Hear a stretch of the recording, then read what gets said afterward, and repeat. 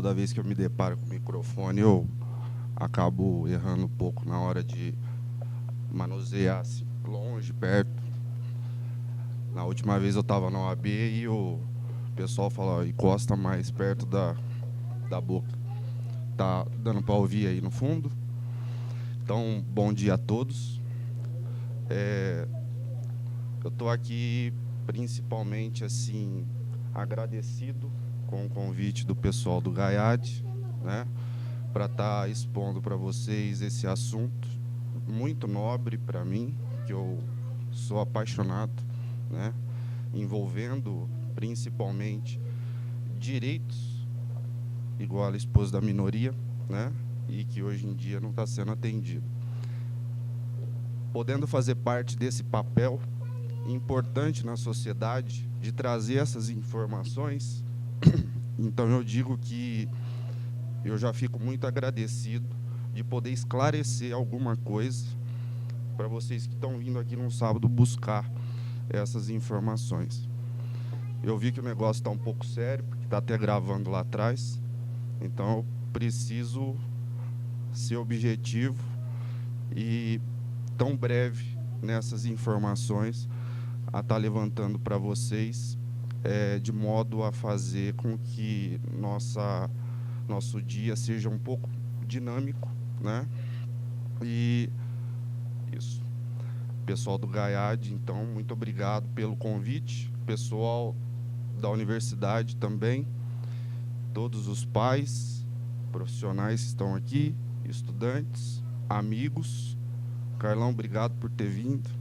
Advogados que aqui estão também, doutor, obrigado por estar presenciando, e outros advogados que talvez eu não conheça. Quero colocar para vocês aqui que meu objetivo não é esgotar o assunto, porque eu poderia estar falando disso um mês direto, e aí ainda vai faltar informações para passar, né? Porque é um assunto muito extenso, no qual tem bastante informações legais para estar passando para vocês, e aí a gente ficaria um tempão, né, um período muito grande, passando essas informações. Então, o objetivo não é esgotar, né? Podemos voltar outras vezes para estar expondo outros assuntos e trabalhar assim com mais assiduidade a questão dos direitos das pessoas com terra. Para começar aqui, na hora que eu estava sentado, eu vi no meu Facebook uma postagem, e o meu objetivo de estar aqui hoje é fazer com que acabe isso aqui, ó. Na frente da UPA, muito embora não seja, não sei, né? Às vezes pode ser um autista, mas não sei especificamente se é. Na frente da UPA, estava lá na postagem que estava precisando de atendimento. Bom, eu estou na frente da UPA precisando de atendimento. Ela precisa morrer para ser atendida. Então, meu objetivo aqui é justamente tentar fazer com que elimine esse tipo de coisa. Fazer com que essa situação, o poder público, seja mais... Observe, né? Vá lá atender. Aí parou uma advogada, colega, começou a gritar. Também não é o que nós orientamos, né? Que ela colocou na postagem. Comecei a gritar, tal. Aí vieram atender. Não, vai lá diretamente falar, né? Faz possivelmente boletim de ocorrência, enfim, tem outras várias formas de agir. Então, eu achei legal para estar iniciando com vocês o assunto aqui.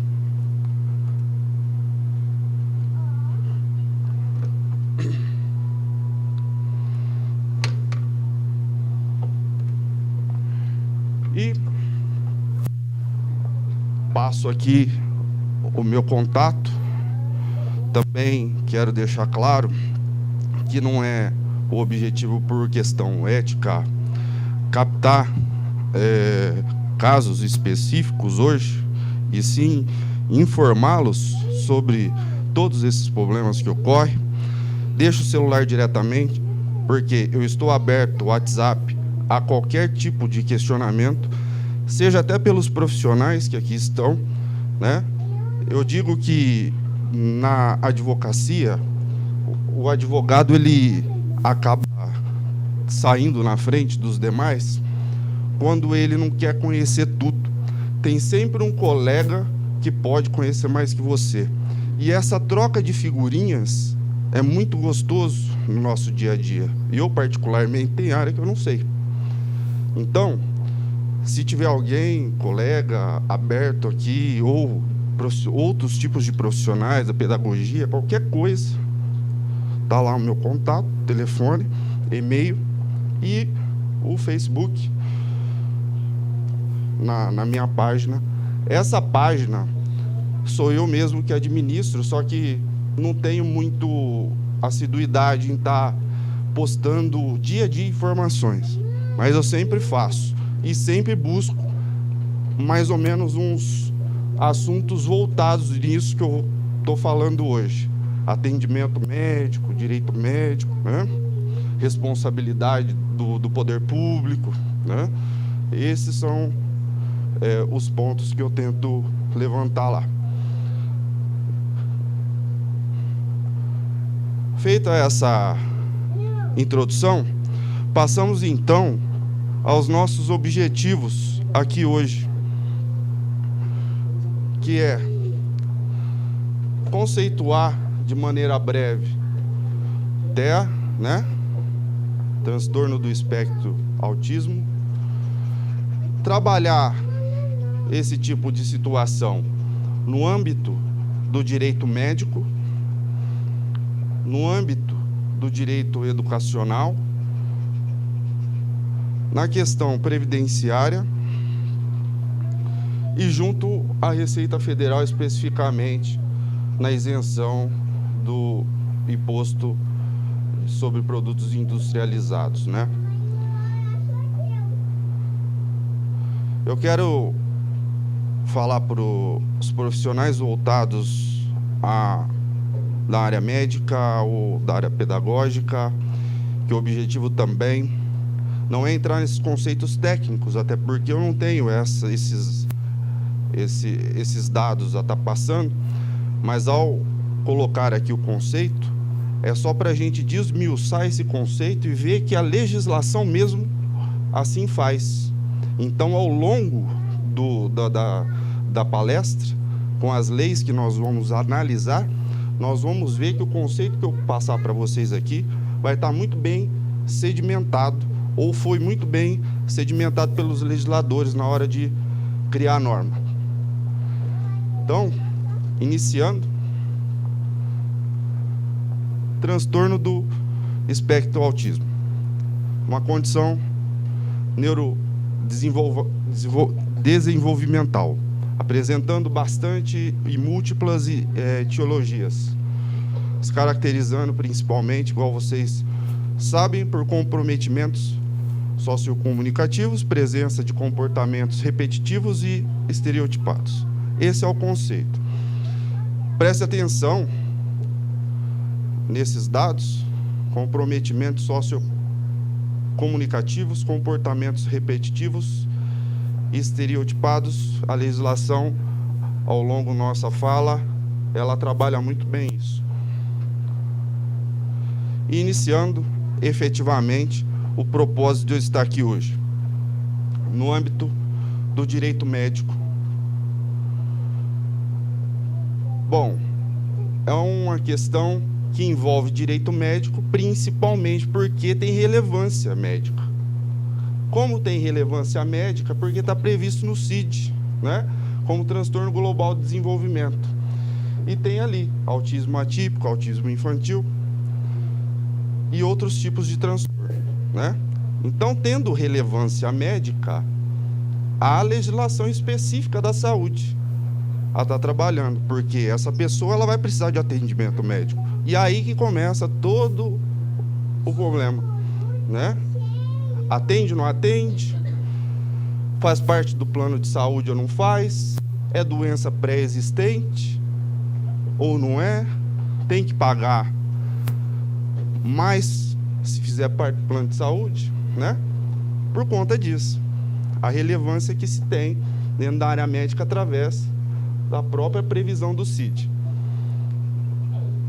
Sabemos, então, peço licença aos advogados que estão cansados de saber, né, dessas informações que eu vou passar, para nós, profissionais do direito, quando estão em alguma apresentação, acaba sendo maçante ficar sabendo a letra fria da lei, mas é impossível hoje eu não fazer uma análise dessa legislação específica, tendo em vista o público, né, que não é composto, a sua maioria, por advogados. Então, preciso estar iniciando aí, vamos dizer, do começo. E nosso início de tudo é a nossa legislação mãe, Constituição Federal.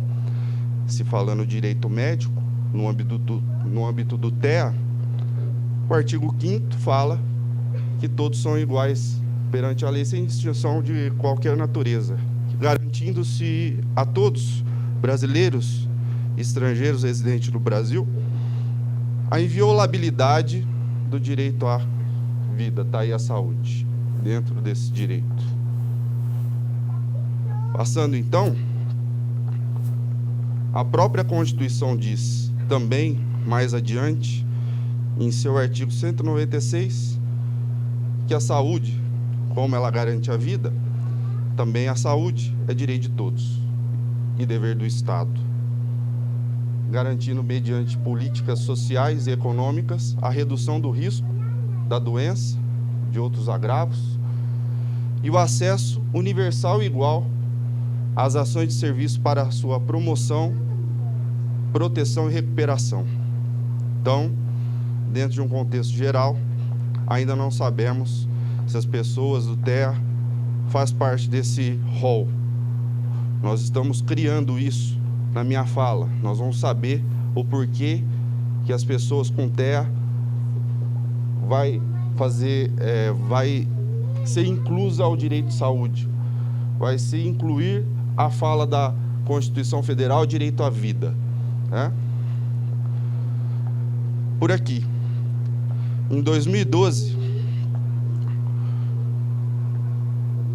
chegou para nós, em 27 de 12 de 2012, a lei número 12.764. E essa lei instituiu a Política Nacional de Proteção às Pessoas com Direito, de proteção dos direitos da pessoa com transtorno do espectro autista. E, em seu artigo 1º, parágrafo 1º, ela conceitua, é engraçado porque é muito difícil uma legislação conceituar de maneira técnica um tipo de doença. Geralmente não faz. Por que não faz? Porque não tem jeito. Imagina o Tiririca conceituando por ele TEA, né? Não sei por que acontece. Às vezes algum envolvido dentro do Senado, da Câmara, tem conhecimento, pode ter sido médico, enfim, vai passar pela Câmara, pela comissão respectiva, mas geralmente não é o que acontece. Não há como fazer esse tipo de conceituação. Aqui foi diferente. Aqui nós temos o conceito. Ela veio para conceituar. Então, olha lá, ela é caracterizada na forma dos incisos 1º e 2º. O que fala o inciso 1º? Deficiência persistente e clinicamente significativa da comunicação e da interação social, que é manifestada por deficiência marcada na comunicação verbal e não verbal, usada para interação social. Também ausência de reciprocidade social, falência em desenvolver e manter relações apropriadas ao seu nível de desenvolvimento. Esse é o inciso 1º. Também tem a questão do detalhamento do inciso 2º, né? São padrões restritivos e repetitivos de comportamentos, interesses e atividades, manifestados por comportamentos motores ou verbais estereotipados ou comportamentos sensoriais incomuns, excessiva aderência a rotinas e padrões de comportamentos ritualizados, interesses restritos e fixos. Então, a caracterização da norma a respeito daquilo que nós estamos falando aqui. Logicamente, para eu entender o que está aqui, eu acho que eu preciso entrar num curso específico, né? Porque muitos dados que estão aqui fogem do meu conhecimento. Agora, na sequência, parágrafo 2º, essa lei 12.853 de 2012, ela deixa claro, né, que a pessoa com TEA é considerada pessoa com deficiência para todos os efeitos legais. Então, por lei, a pessoa com TEA é pessoa deficiente, né? Nosso ordenamento jurídico. Sendo assim, como eu disse inicialmente, ou expus a vocês, essa legislação 12.853, ela instituiu a Política Nacional da Proteção dos Direitos de Pessoa com TEA. Então, ela orienta como diretriz dessa política nacional atenção às necessidades de saúde da pessoa com transtorno do espectro autista, com o objetivo: diagnóstico precoce, atendimento multiprofissional, acesso a medicamentos e nutrientes. Começa, então, a entrar na nossa cabeça a responsabilidade do poder público perante essas pessoas, né? Então, nós estamos construindo, então, que o poder público ele tem responsabilidade sobre isso, né? No artigo 3º, são direitos da pessoa com TEA. Olha lá, a vida, a integridade física e moral, desenvolvimento de personalidade, segurança e lazer.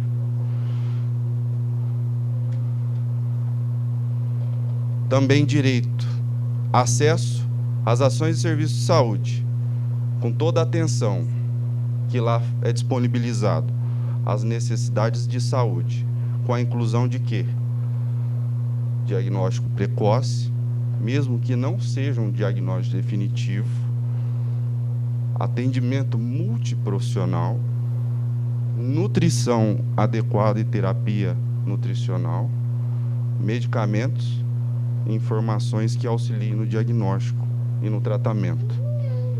É direito, né? Importante dizer que nesse artigo 5º da lei traz para a gente uma informação muito importante, que a pessoa com TEA ela não é impedida de participar de planos privados de assistência de saúde, em razão da sua condição de pessoa com deficiência, conforme legislação específica. Essa lei é a lei dos planos de saúde, 9656 de 98, artigo 14, fala assim, ó: em razão da idade do consumidor ou da condição de pessoa portadora de deficiência, ninguém pode ser impedido de participar dos planos privados de assistência de saúde. Então, nós estamos aí percebendo a importância, né, dessa legislação perante essas pessoas. Então, a legislação ela surge em 2012 e, geralmente, a lei, como diz a sociedade comum, deixa falhas, brechas, aos quais passa a ser discutido nos tribunais algumas situações.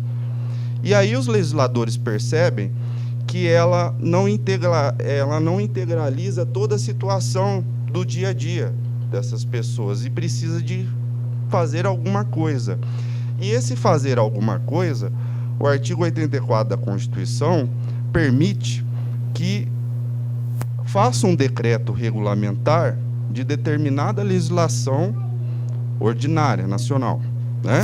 E foi o que surgiu em 2014, decreto 8368 de 2014. É um decreto regulamentar da lei que nós expusemos anteriormente, da 12853. E sendo o decreto regulamentar, como eu disse, olha lá, ele vai regulamentar a lei específica, 12853, não, 12764, que institui a Política Nacional de Proteção dos Direitos da Pessoa com Transtorno do Espectro Autista. Fala aqui, diferente da norma que eu citei anteriormente, em 2014, esse decreto ele veio falando sobre saúde com novos itens, vamos dizer assim, novos dispositivos, né? Qual que foi esse novo dispositivo? O artigo 2º, que ele falou que ia garantir à pessoa com TEA o direito à saúde no âmbito do Sistema Único de Saúde. Lá não estava falando. E aqui já passou, né? Muito embora deixou implícito que o poder público lá tem responsabilidade sobre essas pessoas, mas não tinha, então, uma previsão efetiva. Nós tínhamos que usar outras legislações para aplicar essa responsabilidade do poder público. Aí, em 2014, já não precisa mais. Em 2014 é previsão. Ministério da Saúde, o que compete ao Ministério da Saúde? Promover a qualificação e articulação das ações de serviço da rede de atenção à saúde, para assistência à saúde, adequada às pessoas com TEA, a fim de garantir o quê? Cuidado integral, no âmbito da atenção básica especializada e hospitalar. Ampliação e fortalecimento da oferta de serviços de cuidados em saúde bucal, com as pessoas com TEA, na atenção básica especializada e hospitalar também.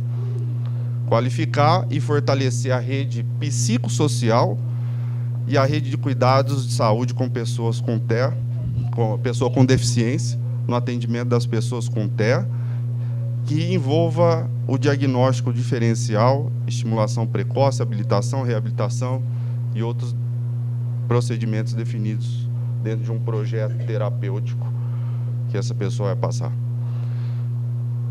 Garantir a disponibilidade de medicamentos na rede, incorporados ao SUS, necessário ao tratamento das pessoas com TEA. Promover e apoiar a educação e qualificação dos profissionais que trabalham na rede de atenção à saúde, quanto ao atendimento às pessoas com TEA. O apoio às pesquisas também sobre as pessoas com TEA, né? Principalmente a melhoria da qualidade de vida. Adotar, o Ministério da Saúde, então, diretrizes clínicas e terapêuticas referentes ao cuidado de saúde com as pessoas com TEA, observando cada caso, né? Acessibilidade, comunicação e atendimento. E olha só, se há um decreto regulamentar da lei, esse decreto regulamentar também fala a mesma coisa. Ele vem regulamentar o que estava regulamentado também. Pessoa com transtorno de espectro autista é considerada pessoa com deficiência para todos os efeitos legais. Sendo assim, aplica-se então a lei de 89. Por quê? Eu fiz o inverso. Eu comecei da legislação mais nova para a mais antiga. Pelo seguinte, através de 2012, surgimento da norma, em 2014, decreto regulamentar, veio a previsão direta, clara, de que pessoas com transtorno do espectro autista é pessoas com deficiência. Sendo assim, vai ser aplicada a lei de deficientes. Não vai ter discussão. Até lá, tinha essa discussão, é deficiente, não é deficiente? Pode integrar o Sistema Único de Saúde? Não pode. Vou garantir medicamento? Não vou. Quer dizer, estava tudo jogado até então, né? Agora não mais, né? Depois de 2012 e 2014. E aplica-se, então, essa norma. Essa norma dispõe sobre as pessoas portadoras de deficiência. Isso em geral, tá? Pessoas portadoras de deficiência aqui, em âmbito geral. E o teto aqui, por conta das previsões legais anteriores. Sua integração social cria o CORD, que é a Coordenadoria Nacional para a Integração da Pessoa Portadora de Deficiência. Também institui uma tutela jurisdicional de interesses coletivos e difusos das pessoas. Disciplina a atuação do Ministério Público, como que o Ministério Público tem que trabalhar a respeito desses direitos. Interessantíssimo que as pessoas com TEA integrando essa legislação, aquele que não observa algumas diretrizes incorre em crime, que nós vamos ver, e outras providências. O artigo 1º dessa lei estabelece, então, normas gerais para garantir o exercício dos direitos individuais e sociais das pessoas portadoras de deficiência e a sua integração, como mesmo o preâmbulo da norma e o objetivo da norma diz, né? Aqui a gente já passa a não ter mais dúvidas de responsabilidade dos poderes e todos os envolvidos com as pessoas com TEA. Porque aqui fica claro, né?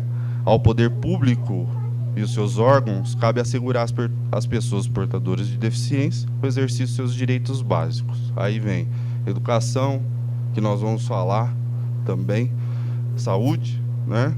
Trabalho, lazer, previdência social, nós vamos falar também, o amparo à infância e à maternidade, e de outros direitos decorrentes da Constituição Federal, que não está aqui, mas moradia, né?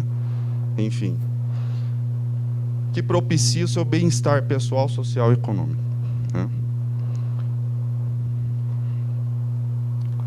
Todas as entidades da administração pública direta, as secretarias de Estado, secretarias municipais, ministérios da Presidência da República, que são da administração, com órgãos da administração direta, ou autarquias e empresas públicas que fazem parte da administração indireta, deve dispensar, dentro da sua competência e finalidade, o tratamento prioritário e adequado tendente a viabilizar sem prejuízos as seguintes medidas às pessoas portadoras de deficiência.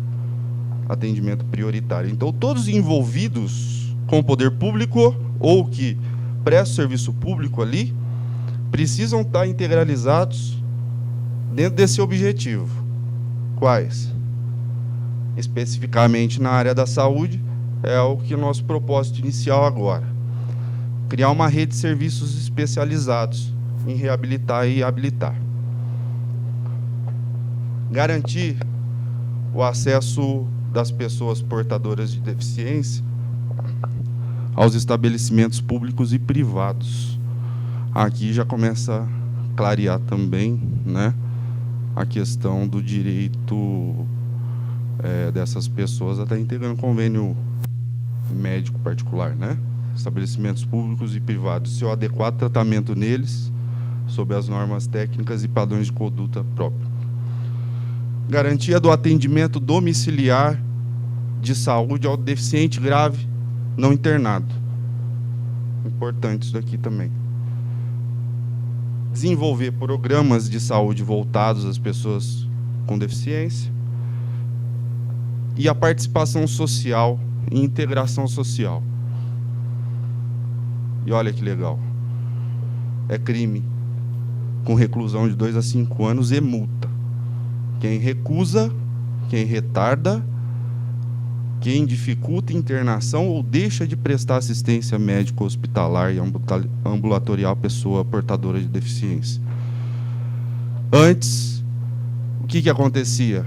Pessoa com TEA não é portadora de deficiência. Ah, mas é portadora de deficiência. Mas não é, mas é. 2012 veio a norma, falou que é 14 decreto regulamentar, então por disposição legal.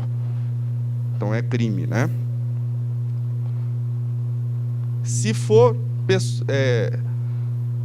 deficiente, pessoa com deficiência, menor de 18 anos, a pena ainda aumenta 1/3, se for cometido contra essas pessoas menores de 18.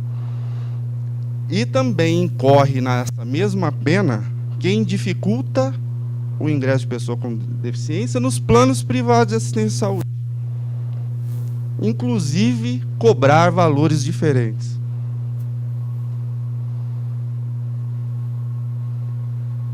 Se for dentro do âmbito de urgência e emergência, é mais grave ainda, porque precisa ser atendido com rapidez. Aumenta mais 1/3. E aí não temos dúvidas, através da legislação, da responsabilidade não só do Estado, mas como também todos que trabalham voltados a atender a essas pessoas, né? Muito cuidado para esse tipo de atendimento.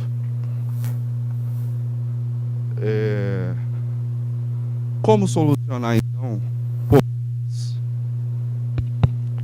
problemas envolvidos aqui nessa questão saúde? Bom, se for um descumprimento do dever legal pelo Estado ou plano de saúde, basicamente, pode-se adotar várias posturas. Não é uma questão legal como nós devemos agir, advogados, mas sim, eu tenho o meu modo de agir como profissional, né? Se for uma questão que não é tão urgente, o que eu faço? Houve descumprimento do dever legal, eu notifico, falando para o órgão que está tendo esse problema específico, se não for questão urgente. Agora, se for questão urgente, ação judicial com pedido de tutela, para se obter uma resposta imediata, né? Geralmente, com a notificação, já há uma resposta plausível. Por quê? Geralmente o poder público não responde, se for o poder público especificamente responsável. Às vezes não responde. E ele não respondendo é muito bom, né? Ele tá assumindo, entre aspas, o erro, né? Ou quando responde uma questão, parece que está falando em inglês, parece que não está envolvido aquele caso, que também é bom, né? O advogado, diante desse documento, faz a festa no tribunal, né? A questão da ação judicial para casos urgentes, aí precisa pedir uma tutela, porque às vezes é um medicamento que a pessoa não pode ficar sem, né? Às vezes é um procedimento que tem que ser praticado em curto espaço de tempo, aí não tem outro jeito. Notificar não é o caminho, porque se precisa obter uma tutela, né, de urgência para antecipar esse tipo de situação. Diante de todos esses dizeres, se tratar de hipótese de crime, sem prejuízo da ação civil ou da notificação que se vai fazer então o boletim de ocorrência. Só que aí, por incrível que pareça, alguma autoridade policial pode chegar do seu lado e falar assim que você não pode fazer boletim de ocorrência por esse tipo de situação. Pode acontecer, porque envolvido com o direito do consumidor, fui conversar com o delegado-chefe de Ribeirão e perguntei para ele: o que vocês fazem na hora que os consumidores vêm aqui fazer boletim de ocorrência por conta de um crime previsto no Código de Defesa do Consumidor. Falou para mim assim, não faço. Mando para São Paulo, mas manda quem? O cara? Né? Então, não fiquem, quando precisarem, ou conhecer alguém que precise, indignados se a autoridade policial falar que não faz esse registro. Não fique. Porque às vezes nem conhece também a legislação específica. Não é raro acontecer. Então, fazer o boletim de ocorrência para iniciar, então, o inquérito, né? A ação, para tentar promover a ação penal. Essas são as situações que eu queria expor a vocês no âmbito de saúde. Só vou ver aqui. Está dentro do script. No âmbito do direito educacional, também inicia pela Constituição Federal. Artigo 6º, direito social, direito à educação. Não só a educação, a saúde está ali de novo. A saúde está em todas. Alimentação, trabalho, moradia, transporte, lazer, segurança, previdência social, proteção, maternidade e infância. E assistência aos desamparados, na forma da Constituição. Dentro da questão educacional também, há a previsão da Lei 12.764, 2012, que dentro da política nacional, que foi criada por essa lei, igual nós vimos anteriormente, trouxe uma discussão aqui da lei, que ela só foi, vamos dizer, ser sedimentada ou parar essa discussão em 2014, que eu vou mostrar para vocês. Como vocês podem perceber, o artigo 2º na norma, inciso 4º, ele foi vetado. E o que ele previa? Ele previa a inclusão dos estudantes com transtorno do espectro autista nas classes comuns do ensino regular, a garantia de atendimento educacional especializado gratuito a esses educandos, quando apresentarem necessidades especiais, e sempre que, em função de condições específicas, não for possível a sua inserção nas classes comuns do ensino regular, observando lei específica, que é a Lei de Diretrizes e Bases da Educação. Então, previa isso daqui. Isso daqui é a mensagem de veto da lei, da presidente, né? Então, aqui, nós precisamos ler a norma dessa forma, como se não existisse essa previsão. Vamos fazer isso nesse momento e ver a complicação que aconteceu na prática em razão desse veto. Pois bem,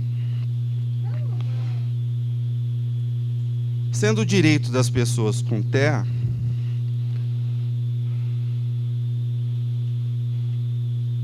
em caso de comprovada necessidade, a pessoa com TEA incluída nas classes comuns de ensino regular, nos termos do inciso 4º do artigo 2º. Aí vem, terá direito a acompanhante especializado.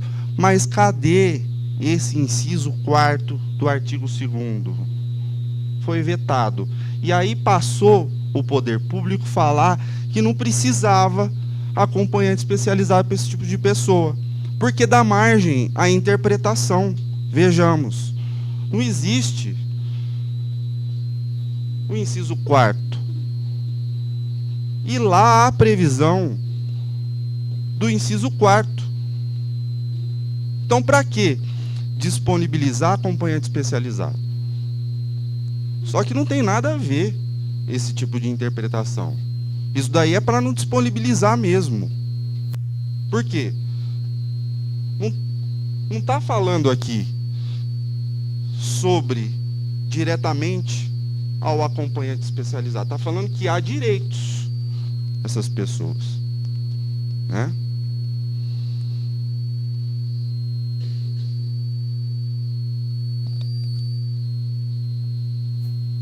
E nós vamos perceber como isso foi resolvido, vamos falar nesse sentido.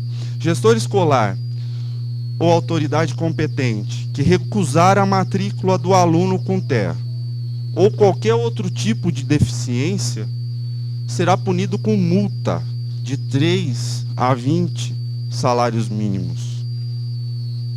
Artigo 7º da lei. Se ele recusar a matrícula por mais de uma vez, ele é reincidente.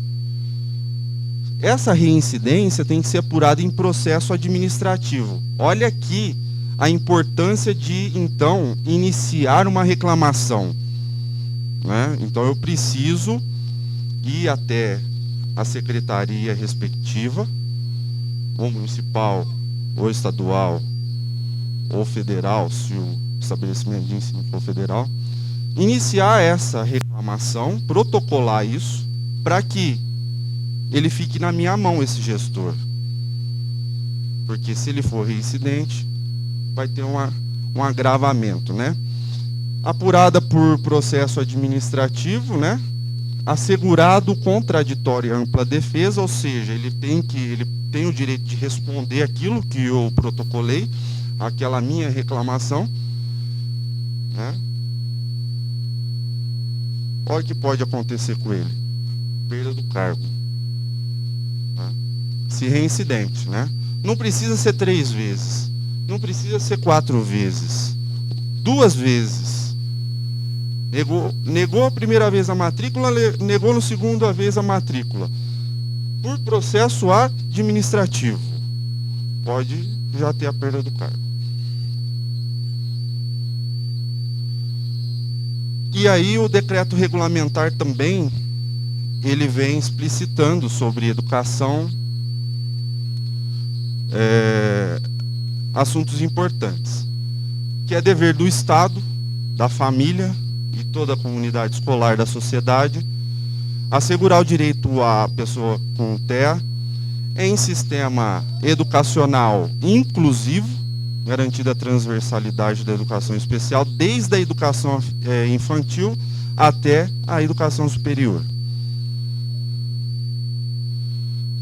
Caso seja comprovada a necessidade de apoio às atividades de comunicação, interação social, locomoção, alimentação e cuidados pessoais, a instituição de ensino em que a pessoa com TEA, ou com outra deficiência estiver matriculada, disponibilizará acompanhante especializado no contexto escolar, nos termos da lei que instituiu a política nacional das pessoas com TEA, né? Parágrafo 2º do decreto. Importante falar de Ribeirão Preto, falando de educação, estando em Ribeirão Preto, importante mencionar a lei complementar 2524/2012, né? Que fala que instituiu o Estatuto do Magistério de Ribeirão Preto. Não é problema meu isso aqui não, estou usando certo.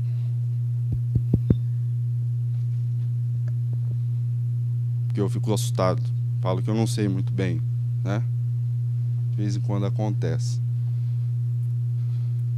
E que Ribeirão Preto prevê? Aqui, Ribeirão Preto, né, citou todo o arcabouço jurídico em um artigo, né?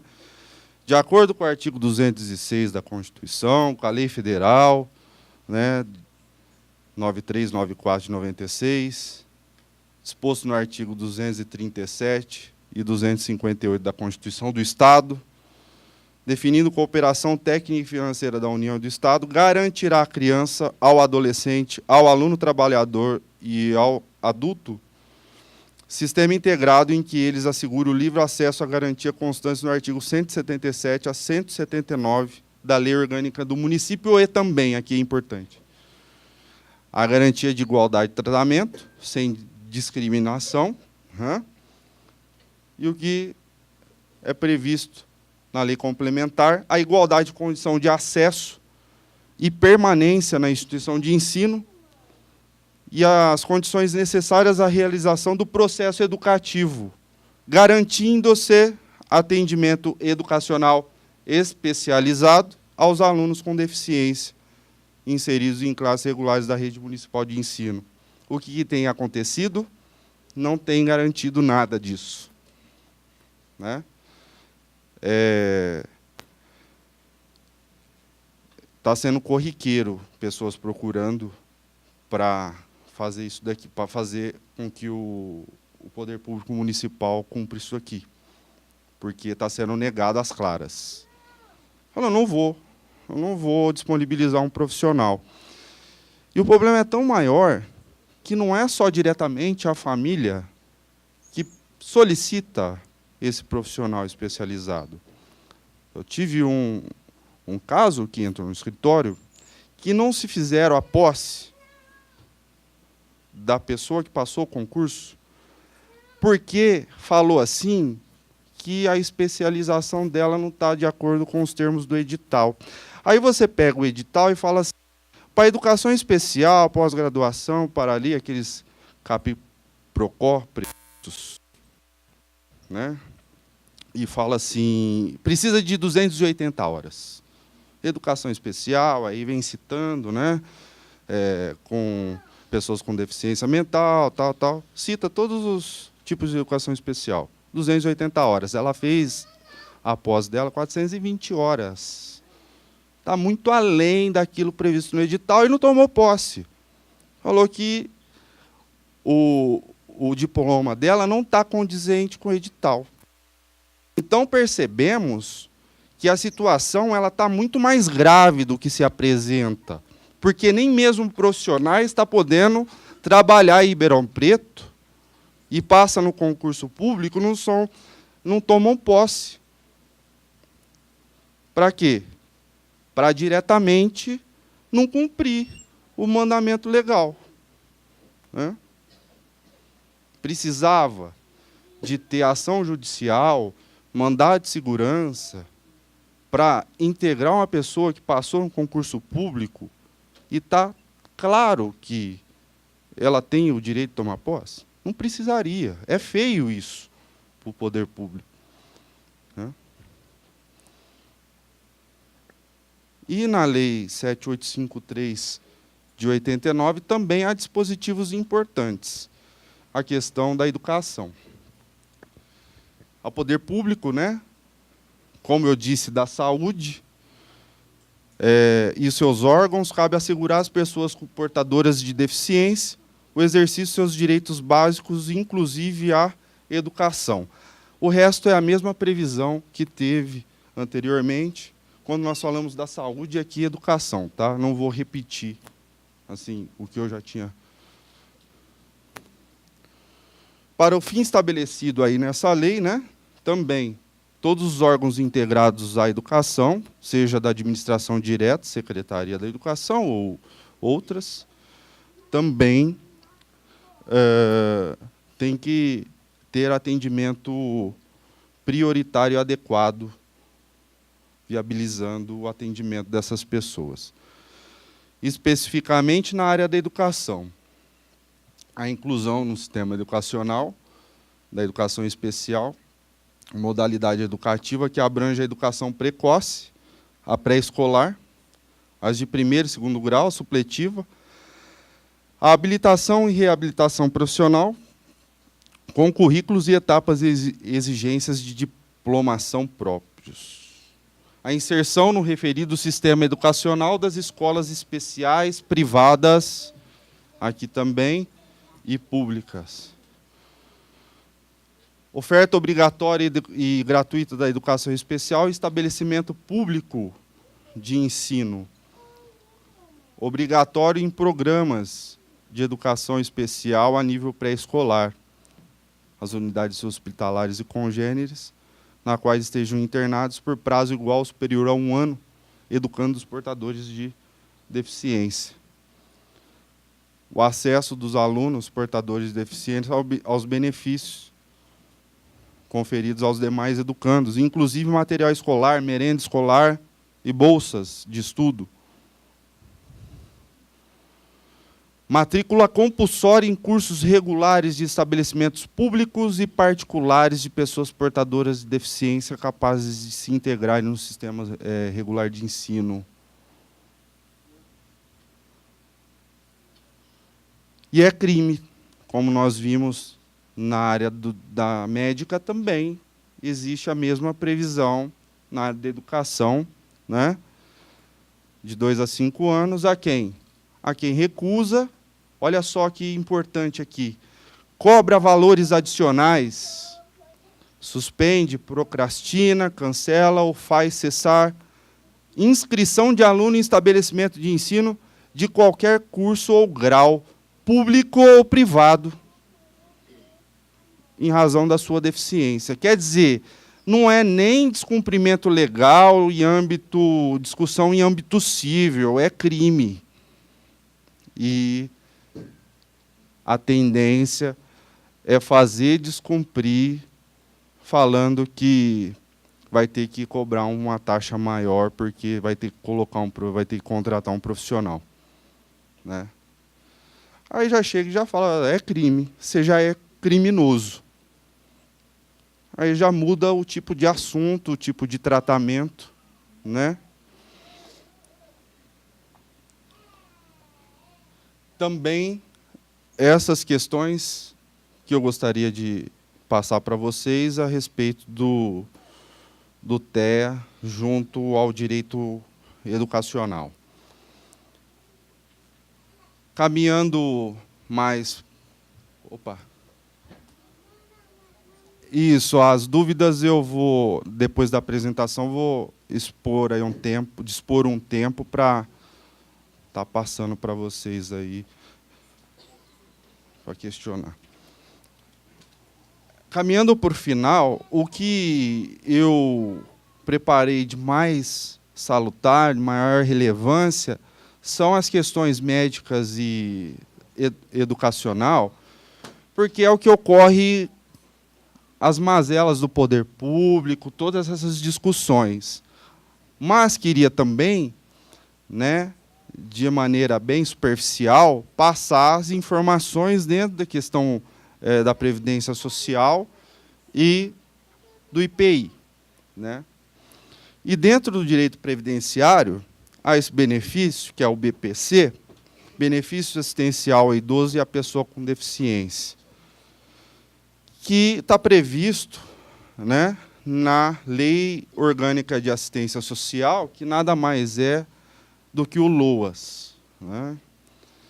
E esse LOAS garante um salário mínimo mensal ao idoso acima de 65 e a pessoa com deficiência, de qualquer idade, com impedimentos de natureza física, mental, intelectual, sensorial, de longo prazo, desde que esses efeitos sejam produzidos há 2 anos para frente.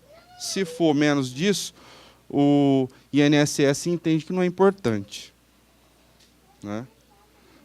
Como nós estamos falando de TEA, nós sabemos que isso é possivelmente comprovado, né?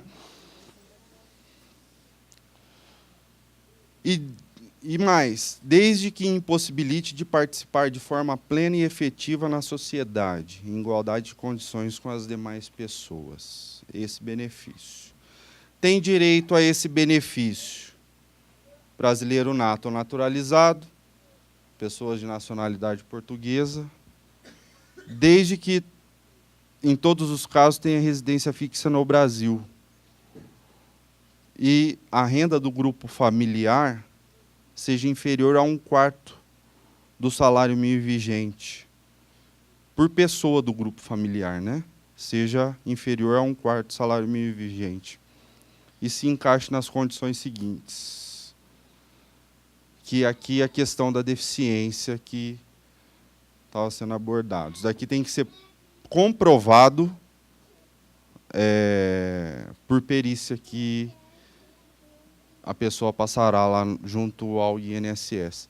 E vai chegar lá na perícia, se for menor de idade, a mãe vai levar o menor de idade, acompanhando, vai pegar a médica do INSS, vai falar, ele está falando, ele está olhando, ele está vivo e está respirando, não tem direito a esse benefício. Lá está assim. Para quem atua no direito previdenciário, vê que ninguém, todo mundo que anda, enxerga e respira, não tem direito a nenhum benefício previdenciário hoje pelos médicos lá. E, além disso, sendo um benefício que fala de renda, do grupo familiar, além da perícia médica, a perícia social, a assistência social. Há uma visita do assistente social junto à residência para observar essa situação. E a família desse grupo familiar aqui que eu falei, essa daqui, ó, a renda do grupo familiar. O que é família para o INSS, para esse benefício aqui? O beneficiário, seu cônjuge ou companheiro, seus pais, madrasta ou padrasto, caso ausente o pai ou mãe, nunca ambos, seus irmãos solteiros, seus filhos e enteados solteiros, menores tutelados, ou seja, todas essas pessoas que estão dentro da residência. Se tiver todas essas pessoas, 1/4 por cada uma. Esse é o benefício, LOAS, as pessoas com TEA. E, por fim, a Receita Federal, a isenção de IPI, Imposto de Produtos Industrializados. Aqui é muito claro, as pessoas portadoras de deficiência física, visual, mental severa ou autistas, aqui já elenca diretamente e faz previsão direta ao autismo. Ainda que menores de 18 anos, poderão adquirir diretamente por intermédio de seu representante legal, com isenção do IPI, automóvel de passageiros ou veículo de uso misto, de fabricação nacional, classificado na posição 8703 da tabela de incidências do IPI, TIP. Aqui vai falar das cilindradas, do tipo de veículo, tá? Aqui essa tabela 8703. E a previsão disso, a previsão legal disso daí é a portaria interministerial número 2 de 2003. Essa é a previsão legal. Que aí, detalhando para vocês sobre essa isenção do IPI, ela define critérios e requisitos para a emissão de laudos de avaliação de pessoas portadoras de deficiência mental severa ou autismo, especificamente nós estamos falando, com a finalidade de obter essa isenção no imposto. Tudo de acordo com a Lei 10.690 de 2003, que está aí abaixo, elencada. Esse benefício requerido junto à Secretaria da Receita Federal, e, na realidade, é muito simples. É muito simples. Dentro do site da Receita Federal, Google, joga Receita Federal, mais isenção de IPI, ou isenção autista. Já vai entrar diretamente na página. A página da Receita Federal, que vocês vão visualizar, vai ter lá formulários. E é simples.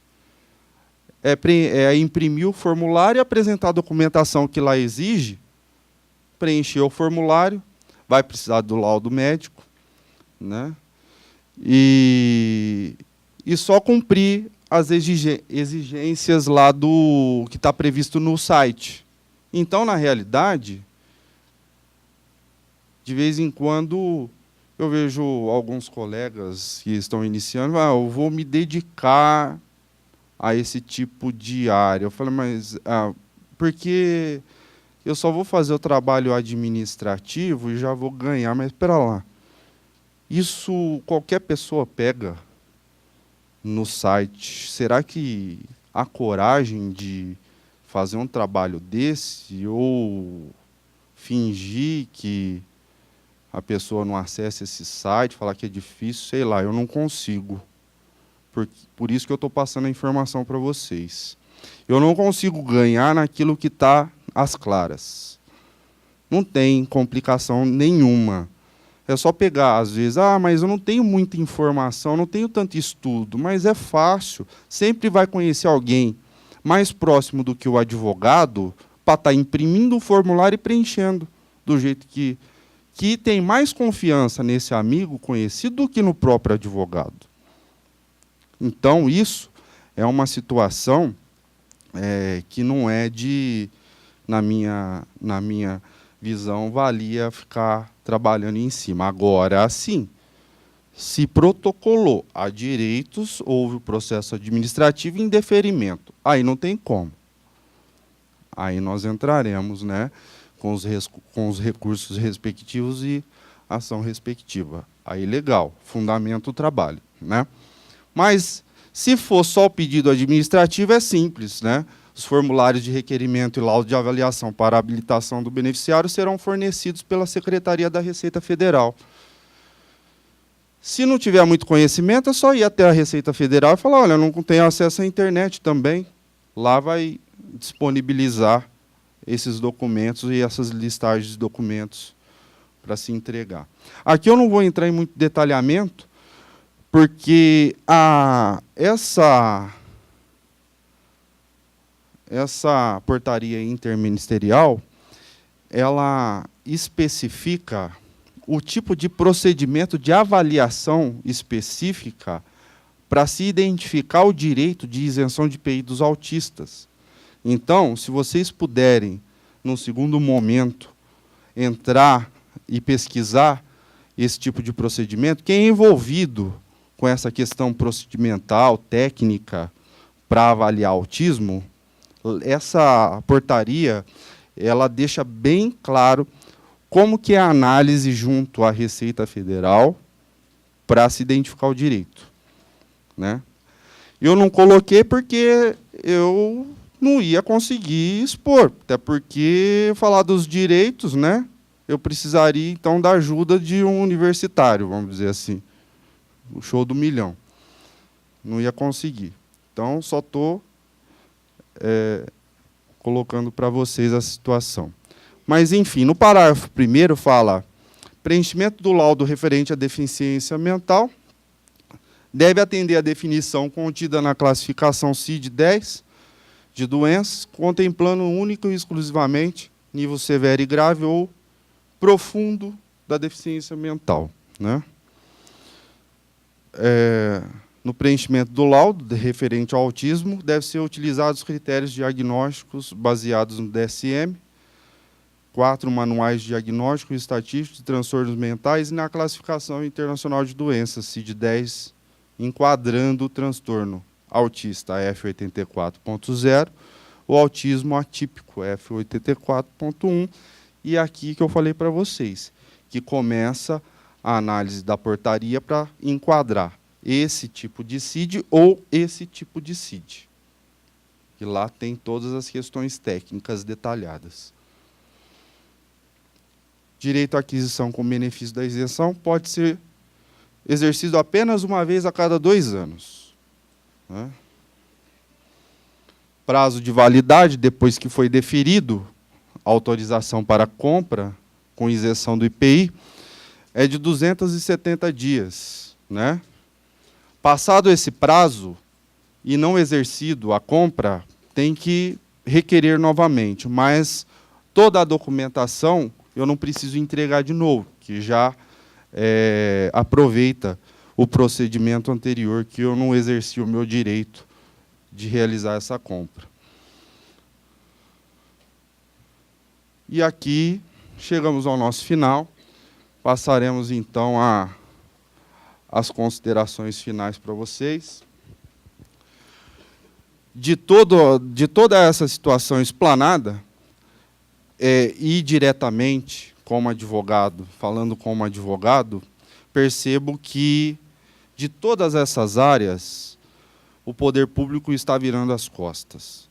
Então, como profissional, eu tenho situação previdenciária para resolver, eu tenho a questão da própria professora que não assumiu a posse, tenho de pessoas com deficiência também, para um medicamento, para um atendimento. Então, eu tenho isso daqui para tudo. Então, na realidade, eu vejo que está ficando um caos. E as negativas estão sendo sem fundamentação. Eu nego porque eu quero negar. Pronto. Sendo que, dentro do direito administrativo, e até mesmo, né, na questão judicial há o cumprimento de tudo isso. Mas dentro do direito administrativo fala que a decisão ela tem que ser motivada. O que é isso? É detalhada, fundamentada. Tem que saber o porquê está se negando. Né? Já negaram um benefício. Por quê? A pessoa esqueceu de apresentar o RG, mas tinha apresentado o CPF, todos os laudos, a ausência do registro geral RG negou. Então, eles vão procurar pelo em ovo para fazer a negativa.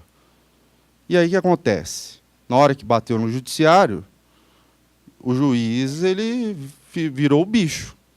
Falou um monte lá na decisão, que é absurdo, todas aquelas situações. Por negar por falta do RG. Né? Então, acontece, essas coisas simples estão acontecendo. Né? E, graças a Deus, eu posso passar a ter a vontade, né, e um pouco de conhecimento para ajudar tudo isso, seja no meu trabalho e seja passando informações importantes, igual eu estou fazendo hoje. Então, eu fico muito feliz de estar aqui com vocês hoje e quero agradecer a presença de cada um de vocês e espero que tenha contribuído e passado as informações que vocês esperavam. Deixar uma mensagem no final. Os verdadeiros vencedores na vida são pessoas que olham para cada situação com a esperança de poder resolvê-la ou melhorá-la.